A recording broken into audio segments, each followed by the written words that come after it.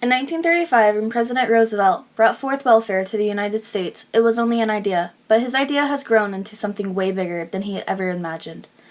It's grown to be very helpful for many families, but to other families, it is a system they can cheat for money.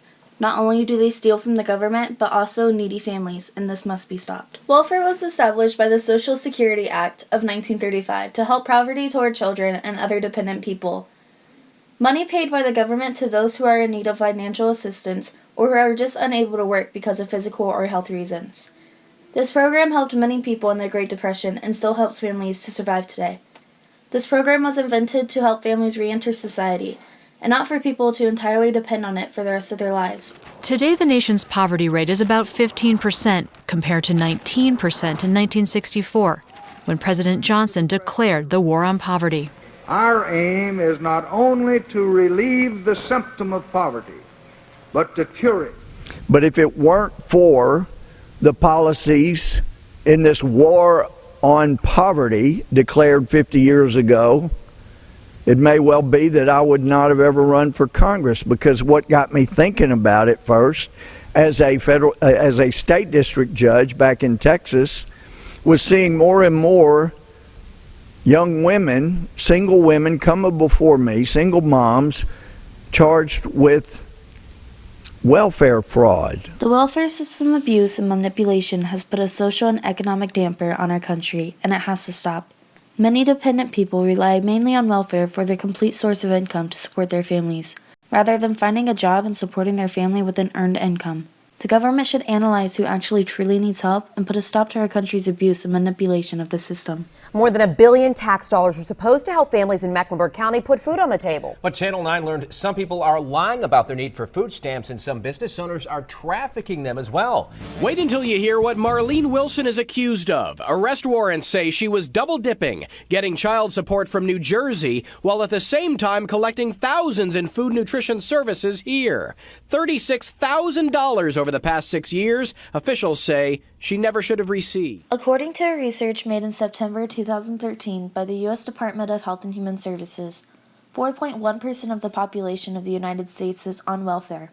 The government spends $131 billion on welfare annually, and that does not include food stamps or unemployment. Many people who are on welfare still have full-time jobs, but are not earning enough income to support a family. The maximum annual income you can make and still be on welfare is $12,000, which makes only $1,000 a month. There are over 5 million Americans on unemployment insurance today. The food stamp caseload has soared, up 185% in the past 6 years. That's the case throughout much of America. Food stamp use up dramatically from coast to coast. Over 12 million people are receiving welfare in America, and over 46 million people are on the Supplemental Nutrition Assistance, better known as food stamps. There are a lot of stereotypes about people who are on welfare, but the truth is, there are people receiving welfare from many different ethnic backgrounds. 39.8% recipients are African American, 38.8% are white, 15.7% are Hispanic, 2.4% are Asian, and 3.3% are from another ethnic group. A typical customer would be a single mom or a single family struggling. Actually, most of our people are employed, but they're underemployed. They're struggling.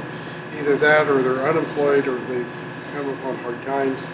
But they're people who really try and really care, but they're really struggling to try to make ends meet. Welfare abuse is a huge problem in the U.S. today. Many people do not think about the problems it is causing our economy, but they need to realize what is really going on. Welfare is one of the most helpful programs ever thought of, and it helps families in need. It helps children have a better future. There is a lot of good qualities about welfare, but it just needs to be regulated.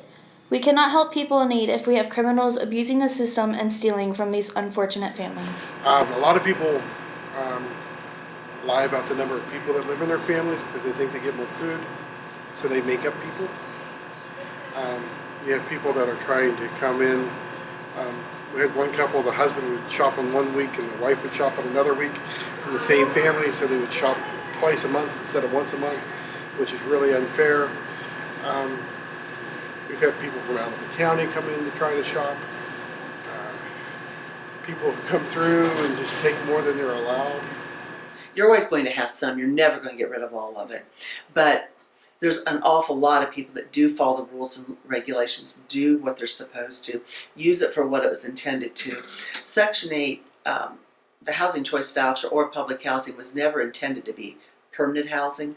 It was intended to be something to help you if you were down on your luck, lost a job, whatever, get back on your feet and move on. That's what it was intended. Americans need to look at the welfare system and think about what we can do to change it. The government needs to take control of it and say, let's fix this, and help America realize that the fraud going on in our country is not good. America is a great place with many opportunities, but these opportunities could be ruined soon if the abuse is not controlled. In order to help needy families, we must work together and stop the horrible fraud of welfare abuse in America.